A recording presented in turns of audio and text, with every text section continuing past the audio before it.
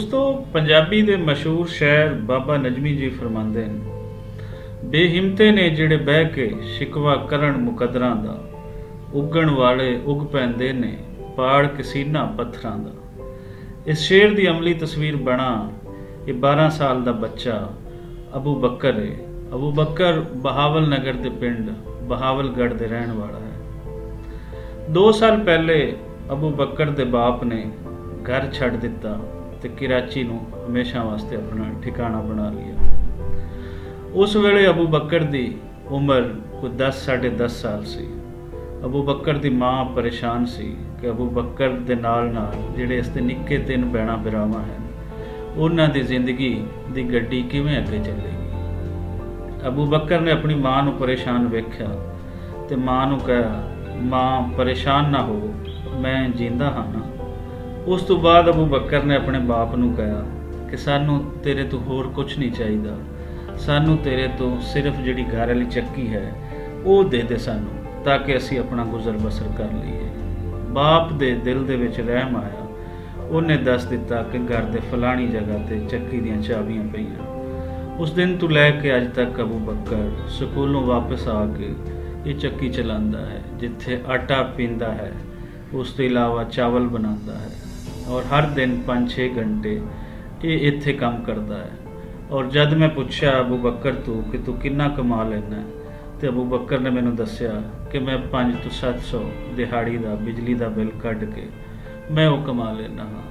ये बच्चा उस अमली जिंदगी की जदोजहद है जिहड़े साडे लोकां दे विच बिल्कुल घट है, वो वेखण नूं नहीं मिलती। इहदी थां ते कोई होर बच्चा हुंदा ते वो किस तरह सोचदा, किस तरह करदा, ये यकीनन सब नूं पता है। इस बच्चे की वीडियो नूं सब बच्चों नूं विखाण की लोड़ है कि पढ़न दे नाल नाल जे तुहानूं जिंदगी दे विच कोई अमली काम भी करना पै जावे ते तुसीं वो कर सकदे हो, क्योंकि इंसान दा शेवा शिकस्त मनना नहीं है, इंसान दा शेवा हालात दे नाल लड़ना है। और ये बच्चा जिस तरह हालात नाल लड़ रहा है, ये ना सिर्फ साडा फखर है, ये पूरे इंसानां दा फखर है। जिउंदे वसदे रहो, इहदा तुहानूं दिखांदे हां कि किस तरीके दे नाल अपना काम करदा है।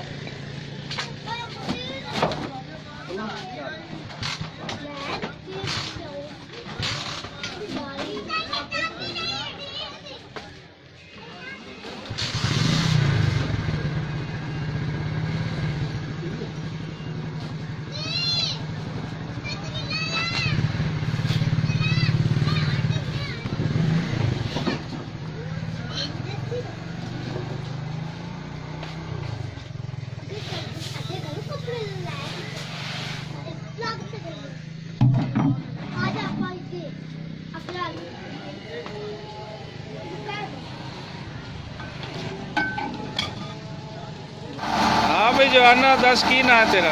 मोहम्मद अबू बकर। मोहम्मद अबू बकर। ते एक दिन दे कितना के दाने पी लेंदा? दाने आ जांदे 12 मण दा, जितने मर्जी आ जावन वो पी लेने 20 मण।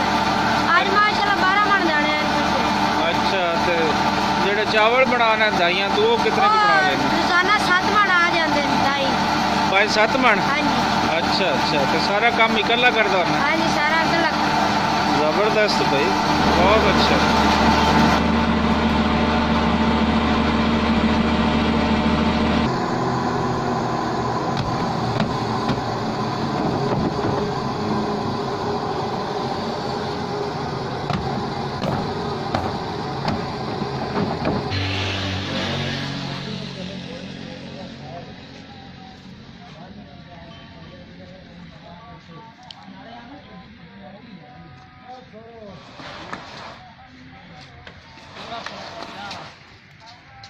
आ जा